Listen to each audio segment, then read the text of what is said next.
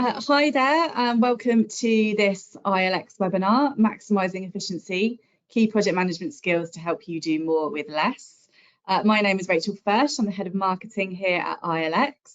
And in a moment, I'm going to hand over to Andy, one of our lead trainers, to take you through this webinar presentation. But for now, I'm just going to run through a couple of housekeeping bits. So, first of all, there will be a question box in your panel there to the side of the screen. If you have any questions at all during the webinar, please pop them into the box. We won't answer any questions until the Q&A at the end of the webinar, but feel free to put any questions in there and we will make sure we go through all of them at the end for you.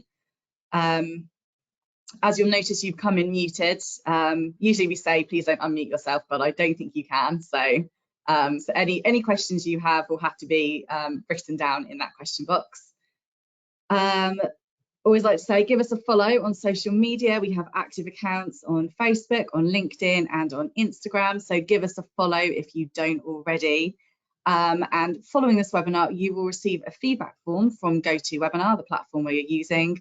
And tomorrow you will also receive a follow-up email from us, which will contain a recording of this webinar session. So you can watch it again whenever you like, or forward it on to any colleagues that you think would find it useful and interesting.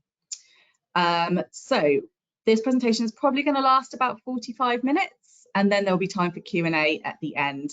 But yeah, for now, let me hand over to Andy, and he will talk you all the way through how to maximise efficiency in your organisations. Thank you, Rachel. Everybody, Andy West, I'll do some introductions in a second. The sorts of things we're going to have a look at today is a brief look at 6 key areas within project management and how we might maximise efficiency, get more out of them as we go through. So I'm going to have a look at scope management as part of planning, resource capacity planning, particularly for time management, oddly risk and issue management from risk management as we go through. Have a look at communication and how we might improve that. Budget and cost control, we'll look at budget management, and finally some things about stakeholder for stakeholder management. One of my colleagues, Georgina, will actually then have a look at the ILX Learning Hub and how that might help you with these particular areas as we go through. So very briefly, as Rachel said, I'm one of the lead trainers here at ILX Group. I'm a lead trainer for the APM project management qualifications and for change management. I'm also a Prince 2 and Prince 2 Agile trainer, and I cover a couple of other things as well. My colleague Georgina is an account manager, and we're looking at the Learning Hub a bit later on in this. So I've got about 40 minutes or so to have a look at 6 areas. So it's giving me a kind of a brief overview of what those areas are and something in those areas that helps you kind of maximize your efficiency, get more from less, to be more effective as we go through. Any questions of those, please put them in the question tab and we'll try and answer those as we go through, and we'll try and pick those kind of elements up. So to make a start then, I'm going to have a look at planning. Planning is a fundamental skill in projects. It's the who, what, when, how, why, where, how much, how long answering. And if we look at planning, it actually divides into kind of 2 areas, planning and scheduling. Planning is a kind of people-centric bit. It's about workshops, it's about gathering data from people. So how big is this piece of work? The estimates, look at those a bit later on. In what order does it all happen? Scheduling is much more kind of system-based. It's about making sense of this. It's about calculating the overall timescale, the overall resource requirements, and therefore the cost as we go through. So how can we be more efficient? How can we maximize our efficiency? Well, actually, by doing the planning bit well first. And so what I'll talk about here is kind of scope management. The scope of a project is what's included in the project, and sometimes more importantly, what's not. How big is this project? The official definition from the body of knowledge talks about the process to identify, define, and control the scope of a project. Identifying scope is about defining the final output. It's about the requirements. What is it that your customer, your users, actually want you to deliver? And that in itself is a huge bit of skill.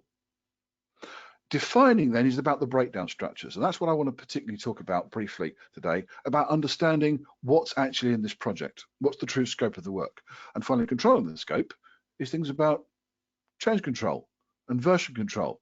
When your customers, your users go, I know that's what I said I wanted, but now I've had a great idea. Importantly, the define bit is what's going to help you plan effectively. When we look at the breakdown structures, and these are normally done in workshops, and there's the product breakdown structure, what are we delivering? There's the work breakdown structure, how are we doing it? There's the organization breakdown structure, what resources, people do we need? And then how do they link together? And finally, there's a cost breakdown structure, which is actually part of the budget. The first three, the product, the work, the organization breakdown structure, are basically hierarchical diagrams. At the top of the diagram is the final output. And we break it down into either outputs or activities or resource types. But importantly, it's to get this right. The thing at the top is what they actually want. And now what we've got to understand is not just what is that made of, but what have we got to create or change in order to get there? And there's always more than just the thing itself. If you're building a house, you still need a design. You need planning permission. Those things aren't part of the house when it's finally finished, but they're part of the project. You've got another simple one. If you're going to refurbish your kitchen, yes, you've got to have new appliances and new surfaces and new doors and all those wonderful things. And you've got to have a design as well. But before you can install a new kitchen, you've got to remove the old one. And therefore, part of defining scope on that project is to define all those things. So old kitchen removed. In the case of my kitchen last year, room made good before we put anything into it, like leveling the floor and having new walls and ceilings plastered so that they're flat instead of being textured. All of those things are part of the scope of the project. If we understand that at the start of the project, we're now planning the true scope of the project. We're planning what actually needs to be done. We haven't missed anything out. And therefore, our schedule, our plan, our budget is going to be more accurate. We can go ahead with everybody understanding what we've got to do, rather than to come back and adjust it later on because we've missed a few things, or we've suddenly got to add things in because we've missed something out. So more with less, more time spent getting this right means less pain, less delays later on. Scope management, one little bit of planning to have a think about. Time management is a critical thing for everybody. We're going to look at this at kind of a project level, not a personal level. Clearly, there's lots of things about time management, about how we manage our own time. What we're looking for here is how to manage time in a project. And one of the key things here is estimating. How long will this task take? And I'm also going to talk about things called buffers, and these are about time contingencies and how they help us manage time more effectively as we go through. So the first thing, what is an estimate? What's an approximation or an educated guess? Or if we haven't done it before, just a guess.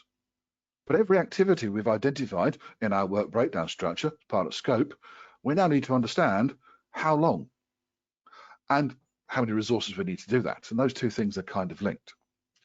But one of the important things here is, as human beings, we're not 100% productive. Here's an example. So what comes out is that essentially, in 10 days, we deliver 8 days worth of work. We're about 80% productive. This is not an uncommon view. I have seen lower ones.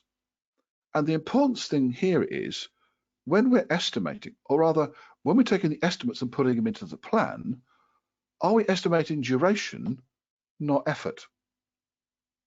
It may be 8 days effort, but it's going to take 10 days. And so the important thing here is to be realistic, to use our resources appropriately. There's a client I work with who starts with 80% productive as a standard. But that's if you're working essentially on the task full time. If you have other bits to your role, for example, you're a technical lead, they take off 10% because 10% of your time will be answering the queries of the other people in the project. If you're a team leader, they take off 10% because 10% of your time is spent running meetings, organizing meetings, helping people with day-to-day problems. And therefore, if I was going to plan that person who is both of those things, I should be using 60% as my kind of productivity rate to be realistic about what they're going to go and do. And if they have another role in a project, for example, helping with change control, doing the estimating or the evaluation of change requests, then part of the time spent doing that, not actually getting some of the work done. So we're talking about being efficient here. If we are planning people's duration, how long is it going to take? We're actually being much more realistic about what's going on. Our plans have a more robust timescale in them. If you plan effort, we're always going to run late, and we're always going to be asking for more money, more time, and dealing with those sorts of elements. And so it's important that we are realistic about what's actually happening. And linked to this is time contingencies, buffers. Now, these are thought about in a methodology called critical chain, and they identify these time contingencies as time that we add in during a project or the end of a project, specifically to deal with that variation estimating. Estimates are not perfect. They can't be. It's the nature of an estimate. A project buffer is time allowed at the end of a project. And so when you put your critical path together, it's got a date. That's an estimate. The idea of a project buffer is to agree a slightly later date with your customer, your users, your client, which says that if the estimates for activity slightly wrong, they can change, but you don't change the end date you've agreed with your customer, which means that you aren't going to upset your customer immediately by slight variations in your estimating. Again, a client I work with at the moment called these their red and green dates. I'm sure they're the wrong way around. The green date is the go live date with the customer. The red date is the end date from your plan, from your schedule, your critical path. They expect the red date to move backwards and forwards as estimates turn into actuals. But the green date only changes if the customer requests change control and you move it on. What it does mean is, for little variations in your project, you don't immediately upset your external customer about being late. Doing more with less. Now, a feeder buffer is really useful when we start to look at shared resources. A feeder buffer is time added on to an individual activity. So that if activity is late, it doesn't immediately affect the next activity in the chain. Essentially, for those who've done these sorts of things before, it's like adding free float in to an activity that didn't have any. And the reason I think this is particularly important for shared resources is that if we have a resource that's going to be used in multiple projects like this, as an organization, what we try and do is plan the utilization of those resources to be as efficient as possible. So I'm going to use this blue resource in project A. When they're finished, they move to project B, and then they move to project D, and so on, which is brilliant. Except, of course, if project A overruns, then so do B, C, and D. It's like the domino effect. Because we've tried to utilize 100% of these resources, the moment there's a delay in one, when they move on to the next project is late. And so if you're the project manager of project D, the delays may be nothing to do with what's going on in your project. It's because earlier projects using those shared resources have had a delay, had a problem. And so if we put in a little feeder buffer, a little gap at the end. Now, what he's saying is that this resource is not going to be utilized to 100%. But remember, we never are anyway. We're not perfect. We're not machines. We don't do those sorts of things. If project A overruns a little bit, it doesn't have an immediate effect on B, C, or D. We've removed that domino effect. We're using our resources in a much more effective manner. We can do more with them, and we're not affecting each other as we go through. Now, clearly, this will be negotiated between multiple projects, often via a program, to make this work. But it means there's a more realistic plan. There's a bit more realism, a bit more robustness in your plan, that an error somewhere else doesn't immediately start affecting what you're going to do. A more efficient use of resources across an organization, reflecting the fact that resources are never 100% utilized, because it doesn't work that way. And if we're going to share them, have we allowed some variation in estimating? Remember, they're only educated guesses, and sometimes worse than that. So those are the things that particularly would help us with kind of time management. It's about helping or using time in the most effective way. Moving on then. Risk management. Projects are about change. They're about doing something new. Whenever you do something different, do something new, there's lots of uncertainty. And uncertainty brings risk. So risk management is about understanding that uncertainty and managing it appropriately. And you will have some kind of risk management process. This is the classic one. This is the project risk assessment analysis method, the PRAM way of looking at risks. The steps that you go through, so defining how you're going to do risk in your particular project, identifying, assessing them, planning them, making sure you're doing something about them as you go through. It's a repeatable process that projects use all the world over. How can we maximize our efficiency here? It's actually in the identify step. One of the most common things here is we have badly identified risks. Project could be late. What are we going to do about the project being late? And the simple answer is we have no idea, because we don't know why the project is going to be late. So importantly, we need to define those risks in a clear way to make sure that whoever reads our risk register, our risk log, can look at that risk and go, I know what they're talking about. So risks are made up of three elements: the cause, the event, and the effect. Cause is a known. It's the situation, it's what you're doing in the project. So it's linked to your activities. Now, this is going to be important later on to decide, do I need to manage this risk at the moment? Is this an activity I'm doing today or an activity we're doing later? So it helps you start scoring proximity. Event is the uncertainty. What might happen? And the effect is how it affects your objectives. Project being late is just an effect. Probably it's how late it's going to be as we look at it. It's making sure that all those elements have been well defined so that we can pick up that risk and go, this is when, this is how likely, this is how bad it's going to be. And this allows us to plan our responses, to plan our mitigation actions much more effectively. And so importantly, when we're running a risk workshop, have we got detailed risks? Have we got properly defined risks so that everybody understands what we're going to do about it? Can we do more with the information that we're being given? And so it's ensuring that everybody comes up with, those well-defined risks. So as a quick example, because we have people working at height, it was actually inspired by a holiday on Kos, where I saw a single person working on top of a flat concrete roof in their shorts and a vest. They probably had trainers on, I couldn't see their feet, digging a hole in the roof with nobody else in sight and no fencing around the top. Someone might trip and fall. Fortunately, they didn't. It would have been spoiling my holiday, resulting in personal injury delays to the projects you go through.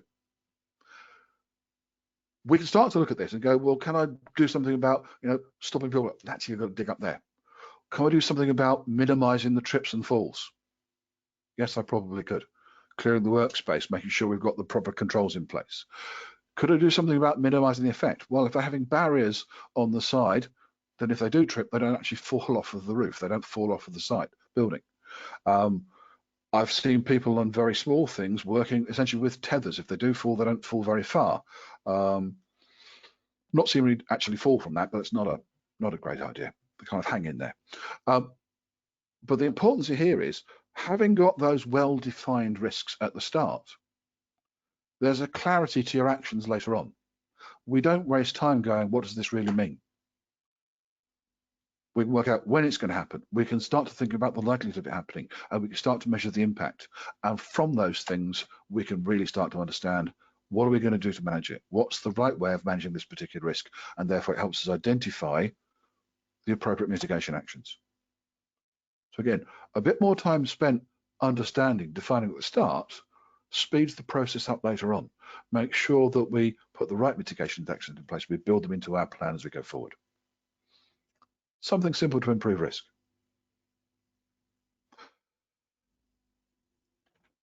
Moving on to an area that is always fun, communication. Definition here, it says successful communication occurs when the received meaning is the same as the transmitted meaning. It's a good start. One of the earlier definitions was the transfer of information. And you think, well, I can say lots and lots of things. How do we understood it? And the answer may be not. To succeed in conveying information, evoking understanding, is a much better way of thinking about communication. What we're trying to do essentially is get information from one brain to another. The model I'm going to show you is actually from a couple of researchers in the 1950s called Shannon and Weaver. They originally looked at communication using telephones and the problems with that. The model has since been expanded just to cover any sort of communication that might come along. And so the person who's going to communicate encodes, they pick their words, their phrases, their gestures, the interpretive dance. How am I going to explain this idea, this concept? What am I going to go and do? They transmit it via some kind of medium. In Shannon Weaver's work, the medium was the telephone. But of course, this could be an email, or it could be an instant message, or it's a presentation, or it's a webinar. The person at the far end receives it. They decode the message, and the idea jumps into their brain. It's a relatively straightforward process. And so, of course, the most important question here is, what could possibly go wrong with a process this simple?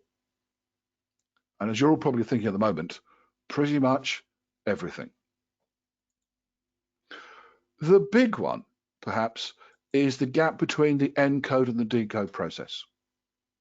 What language are we speaking? Are we speaking the same national language? And if not, how are we going to make that work? Vocabulary. Are we using common words? Am I using the words that you understand? And English is fantastic for this because English is a verbal language. It's designed for speaking. It's not really designed for writing down. That's why our spelling makes no sense whatsoever. And of course, there are huge local variations. What means one thing here means something else somewhere else. Or they look at it and go, I'll use this word here, and people on the other said, I don't know what you're talking about. One of my brother's friends put a post up on Facebook quite a few years ago about, their bread cakes. And the rest of Facebook went, bread cakes? He meant rolls, buns, cobs, batches, bloomers, bread rolls. You know what I mean. But it's that kind of variation. And similarly, we then walk inside an organization. We get jargon, we get three-letter acronyms, we get technical terms, all of which are supposed to improve the flow of communication. They're a shared language, which of course they're not, because there's huge variation in the abbreviations and acronyms we use, between organizations and even within organizations. The same abbreviation means one thing in operations and something else in customer service. But you use it, and the person on the other end translates it as something different. It gets worse in that people then start to repeat the jargon and the abbreviations and the acronyms without knowing what they mean, and they start to use them incorrectly. So, of course, that has a major flaw as we go through it. The second one that Shannon Weaver identified, they're just called noise. And on a telephone, is it a terrible line? Is there too much noise in the other end? And therefore, you're not listening to what's on the telephone conversation, listening to the conversation in the office behind you. And the term noise has been used for anything that interrupts the medium. So if we're in a meeting, it's not having an agenda. It's not having somebody who can run the meeting effectively. And it goes on forever. On my worst one here, any other business, please bring in a subject that no one else is prepared to talk about. Instead of any other business, what if we had items for next time? If you want to talk about it, warn people so they can prepare. Items for next time. Presentations that fail, technology that doesn't work, a microphone that gets fading in and out. Hopefully that's not happening today. The moment we move away from face-to-face and we move into things like telephones and written things, we start to remove the body language, remove the paralinguistics, remove the kind of intensity, the personality that goes behind the communication. And therefore it's very easy to misinterpret. Or think about, a text message you've had of a friend recently, and you went, "Are you okay?" And I went, "Yes, of course. Why?" You've missed all the body language stuff out. The next one, oh yeah, there are more of these. Hearing versus listening. Hearing is physical. We hear all the time. When you go on holiday and the first night in the hotel, you wake up in the middle because there's a strange noise. At home, you don't do that because you know what the noises are in your estate, even if it is Foxy shouting. But when it's unusual, then it wakes you up. But we choose to listen, and I'm hoping you're still choosing to listen because it's interesting, it's valuable. The person sounds like they want to talk about it. We have about 2 minutes at the start of a presentation to make an impression. And if we don't, everybody switches off. Hopefully you're all still here. And so it's, have I thought about those things? The last one to consider is what are called cognitive biases. These are filtering systems inside your head. These are the things that kind of, let certain information through and don't let others through. The most common one you've probably heard of already, it's talked about a lot, is confirmation bias. If I tell you things you already believe, you listen to me and it goes straight in. And you go, "Oh, yeah, supports what I believe. It's told the right things here. Marvelous." If I tell you things that you fundamentally disagree with, it's like I haven't said them. They bounce off. I always think, if like the personality with the biggest confirmation bias in the world is potentially Donald Trump. I'm sure people say lots of things to him, and it's like you haven't said anything, just like your lips are moving and nothing's really going on. But there are lots of these cognitive biases, and it's about how do we make them work? How do we understand what's going on? How do I get the ideas in here? And so the important thing about all of this, and this is, if you like, about maximizing efficiency, is to check. Did the message get there? Was it understandable? Was it in a form that actually they went, "Yeah, that's cool. I understand that. I'm off." And it may not be that they just say yes. It may be they go and do something. It may be that they go and book on a course or they fill in a form. But you've got confirmation the idea got there. The other thing just to think about this is the more direct the communication is, the easier it is to get the right information there. The managing director of Carphone Warehouse a few years ago sent a note out to everybody who worked in the office, in their head office, that said basically, if you're communicating with somebody in the office, get up and go and talk to them. It will save you time. And the example he gave was that there were two people who worked actually in the same office, but pretty much back to back. And one of them asked the other one to do something, who then queried it and clarified it. And it went backwards and forwards at least 9 times before the second person actually understood what was wanted. If they'd turned their chairs around and kind of wheeled themselves towards each other, they could have probably done that in 20 or 30 seconds. So shorten the gap between you and your audience.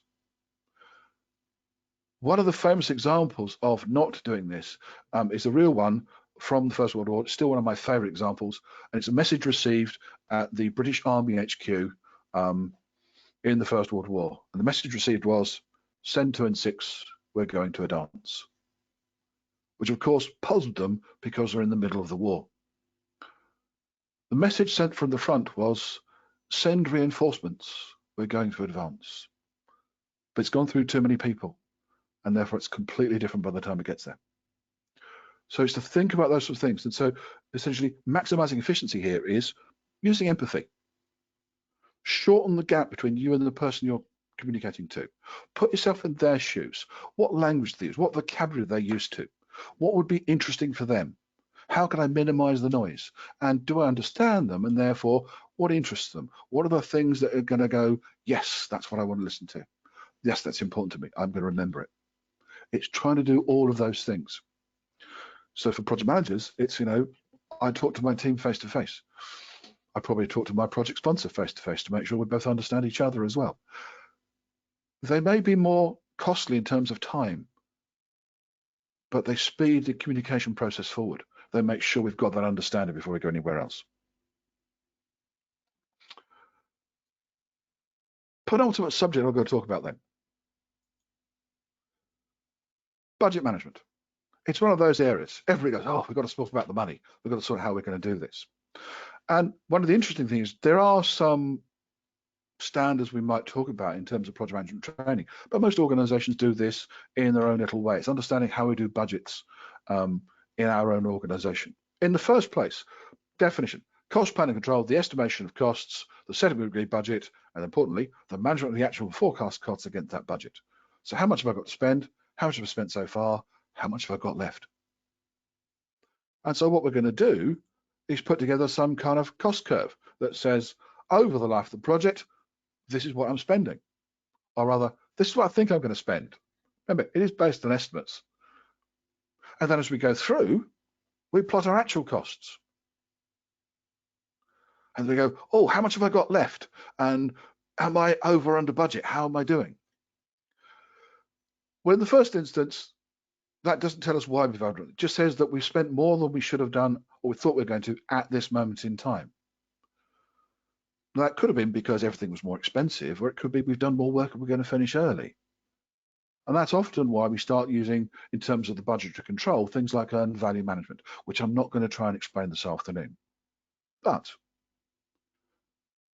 stepping back a bit, monitoring actual costs is not enough. If we want to understand where we are really in terms of the budget and what we spent, what we need to consider is, of course, the actual costs. Work's been done, I've actually paid it. The money's out of the account. Accrued costs. What work has been done that I haven't paid for yet?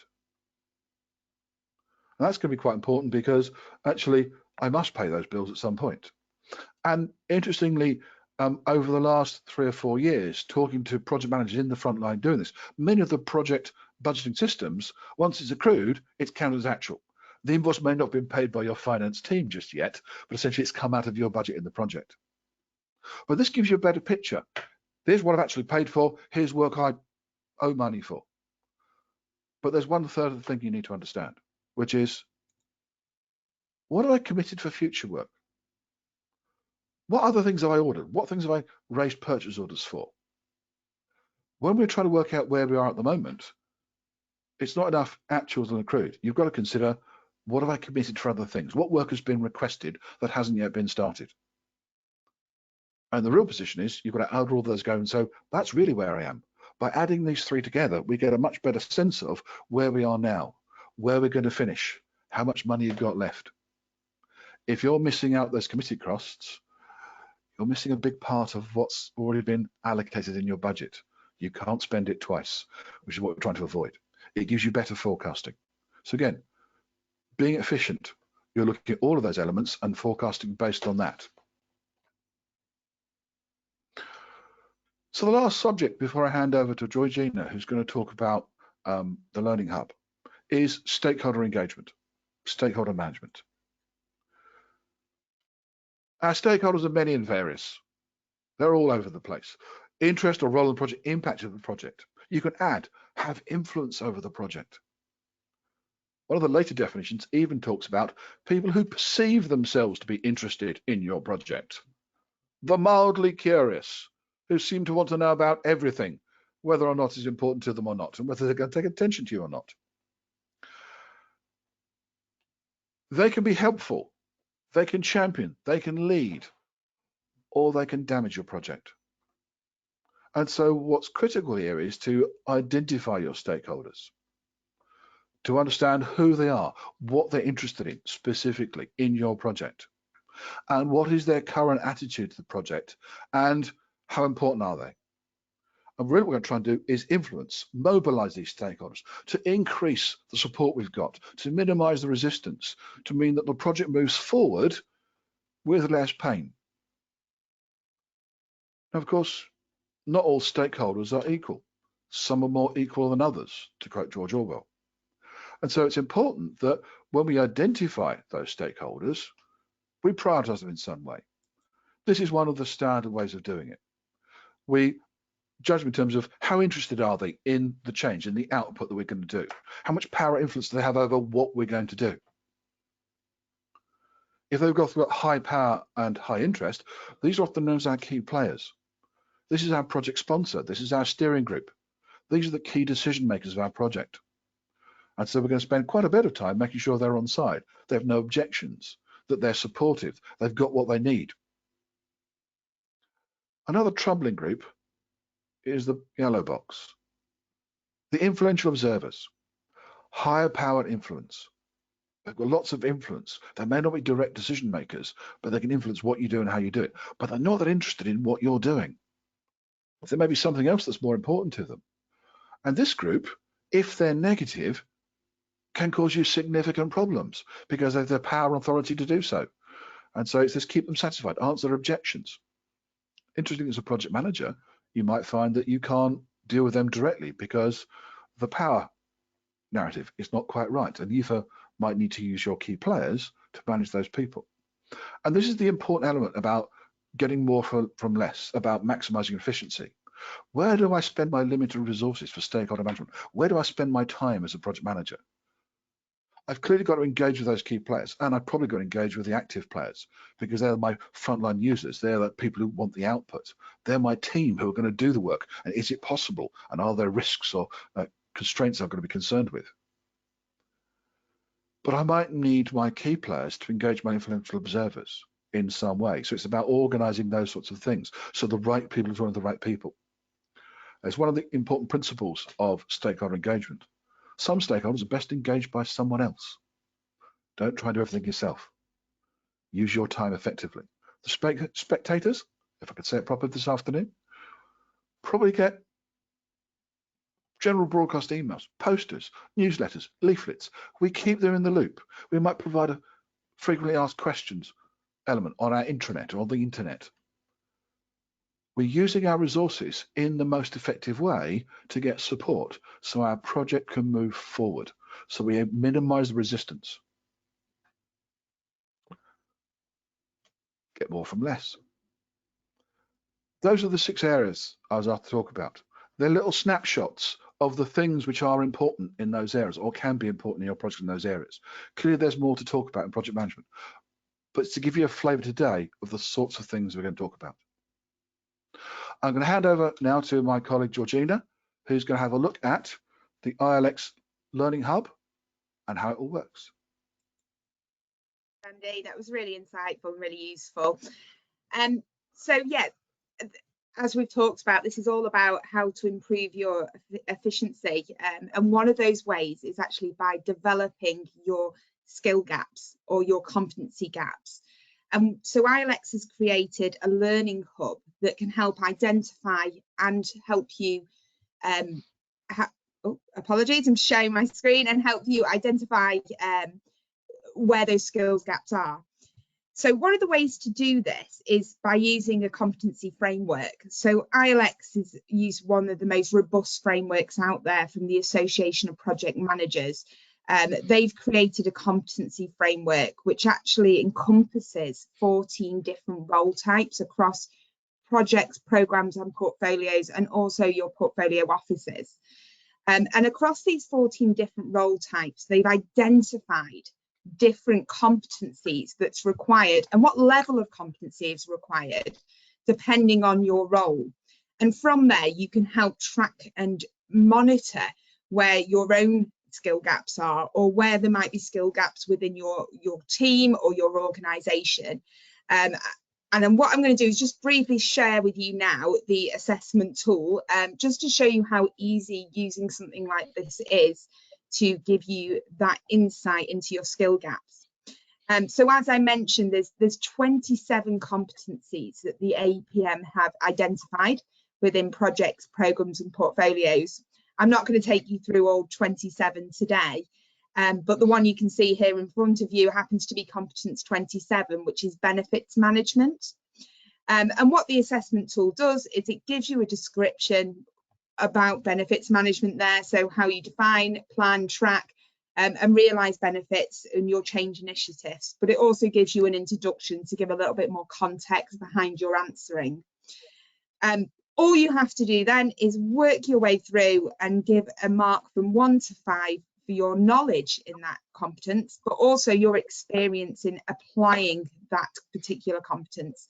So number 1 here is you're aware of this, but actually I don't really know a good deal about it.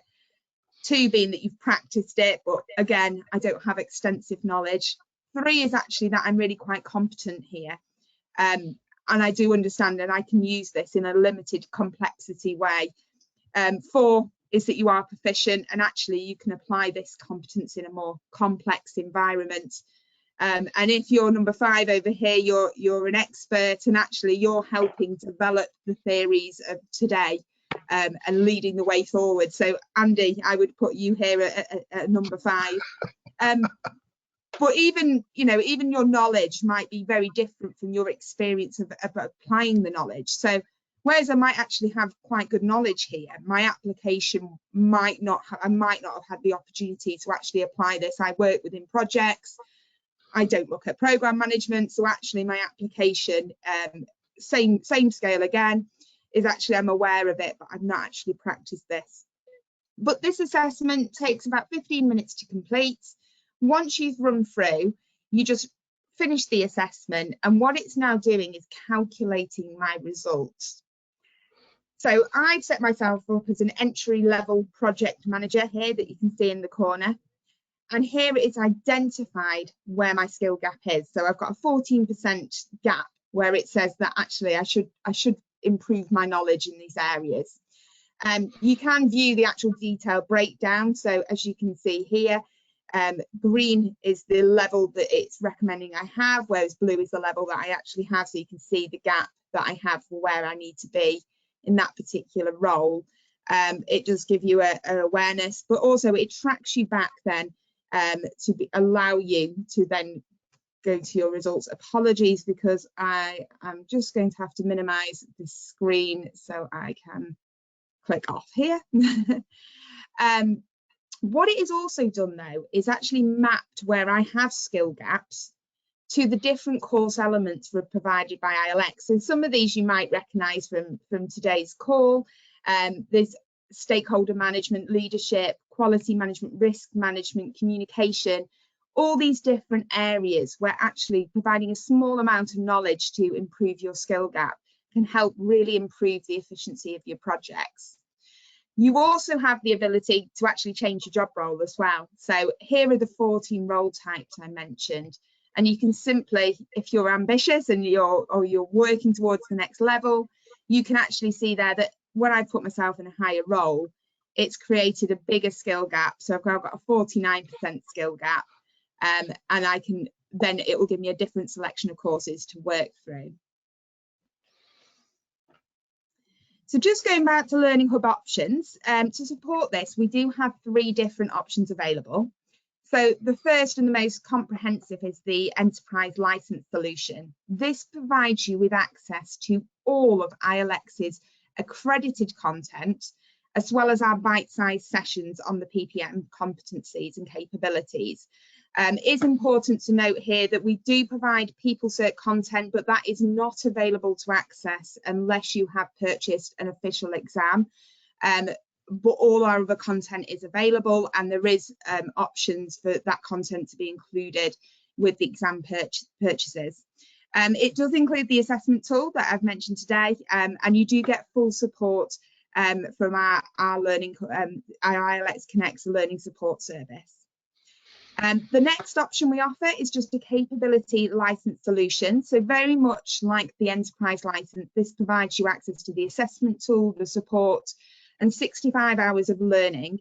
But this only provides you with short bite-sized sessions. So rather than any accredited learning, this really does focus on filling those skill gaps with short bite-sized sessions that you can revisit and have access to on the go. And finally, if there's any specific areas that you're looking to target, whether that's accredited courses or bite-sized chunks, we do provide individual digital learning licenses for individual course access. And the great thing about this is whether you're actually trying to upskill just yourself, your team, or the organisation, these solutions are really flexible, so they can really work with you on anything that you need.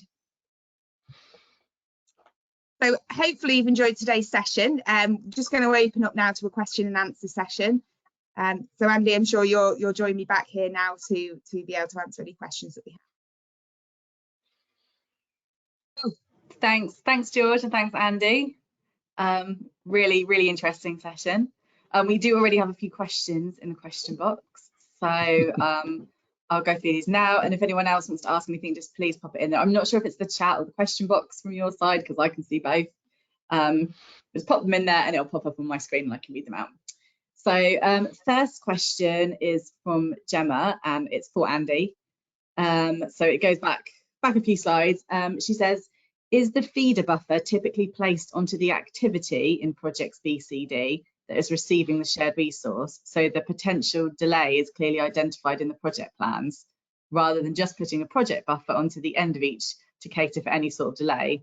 Or would it be prudent, if sharing a resource, to have both a feeder buffer on designated task and general project buffer for unforeseen at the end?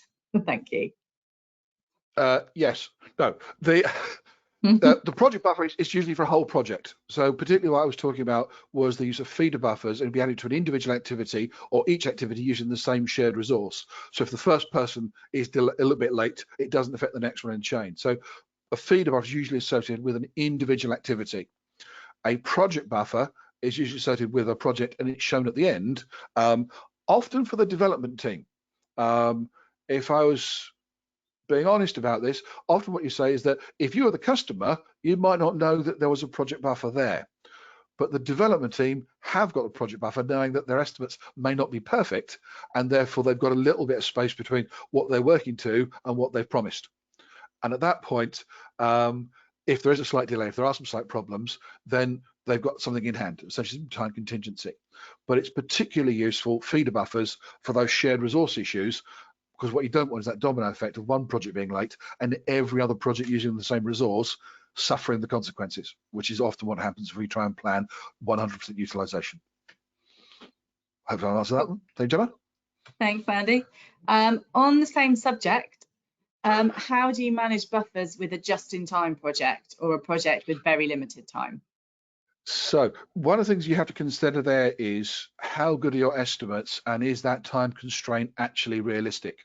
And one of the things you might find here is that there may be a very small project buffer or none at all because the timescale is impossible.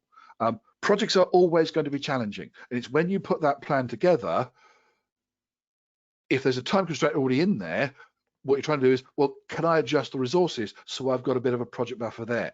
So remember, when you're estimating, the two variables are time and resource. And if there's a time constraint, it may be that we just put a bit more resource on it. And by, if you like, upfronting some of those things, you can almost create that little bit of a project buffer at the end, but it doesn't mean it's going to be more expensive. But that may be more palatable to your customer, your users, than being late at the end. So that will be a way of trying to deal with both of those kind of parameters. Thank you, Andy. So that was from Genevieve, sorry, that question.